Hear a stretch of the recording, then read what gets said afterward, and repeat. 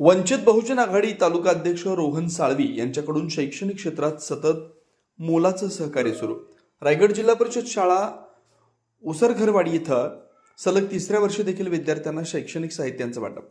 माणगाव तालुक्यात रायगड जिल्हा परिषद शाळा उसरघरवाडी इथं माणगाव तालुक्यातील प्रसिद्ध सामाजिक कार्यकर्ते व वंचित बहुजन आघाडीचे माणगाव तालुका अध्यक्ष रोहन साळवी यांच्या पुढाकारानं विद्यार्थ्यांना सलग तिसऱ्या वर्षी शैक्षणिक साहित्यांचं वाटप करण्यात आलं.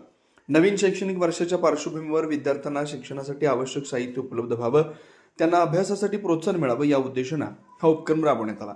यावेळी विद्यार्थ्यांना वह्या, पेन, पेन्सिल तसेच इतर आवश्यक शैक्षणिक साहित्यांचं रोहन साळवी उपस्थित मित्रपरिवार व शिक्षकांच्या हस्ते वितरण करण्यात आलं.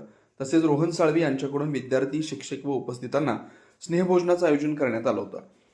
यावेळी रोहन साळवे यांनी विद्यार्थ्यांना मन लावून शिक्षण घेण्याचं आवाहन करत शिक्षण हेच उज्ज्वल भविष्य घडवण्याचे प्रभावी माध्यम असल्याचं सांगितलं. तसेच सामाजिक बांधिलकी जपत भविष्यात देखील विद्यार्थ्यांना प्रोत्साहित करण्याच्या दृष्टीनं विविध प्रकारचे उपक्रम या शाळेत सारखे इतर अनेक शाळेतील राबवले जाणार असल्याचा खंबीर निश्वास ग्वाही देखील त्यांनी यावेळी दिली आहे.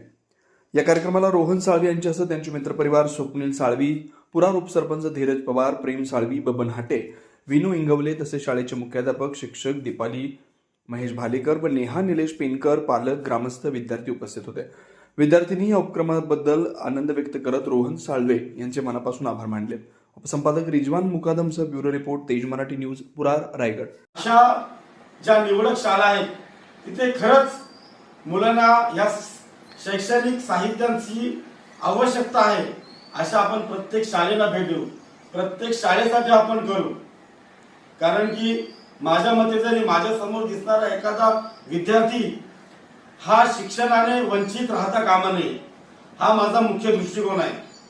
आणि वेगळं काही करण्याचा प्रयत्न आज म्हणजे आपण जो काय अल्पाहार देण्याचा प्रयत्न केला आहे, तर या वेळेला म्हटलं तिसरं वर्ष पूर्ण होत असताना या प्रामुख्याने, कारण की शैक्षणिक बाबतीत या गोष्टी करत असताना कुठेतरी मनामध्ये आवड निर्माण होते आणि आवड निर्माण झाली असल्या कारणाने हे तिसरं वर्ष संपन्न होत असताना मी हा अल्पहाराचा देखील कार्यक्रम याच्यामध्ये ऍड केला.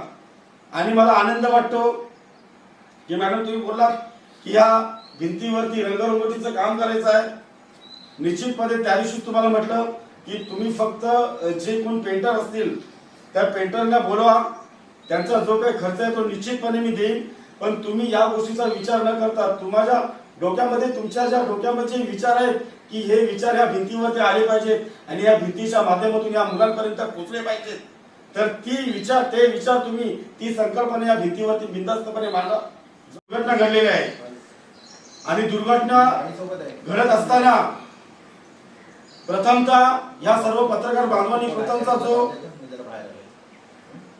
शैक्षणिक बाबतीमध्ये या गोष्टीला त्यांनी प्राधान्य दिलेलं आहे आणि या शाळेमध्ये त्यांनी येण्याचं ठरवलं.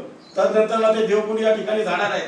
म्हणून मी पुन्हा एकदा अशा या पत्रकार बांधवांचा, भारत देशामध्ये चौथा स्तंभ ज्याला ओळखला जातो, लोकशाहीचा चौथा स्तंभ तो पत्रकार आहे. तर असे हे पत्रकार जर आपल्या लोकशाहीमध्ये असतील की शिक्षणाला जास्त प्राधान्य देण्यासाठी ठरवत असतील, तर अशा पत्रकारांना देखील मी माझ्या मनापासून खूप खूप शुभेच्छा देतो.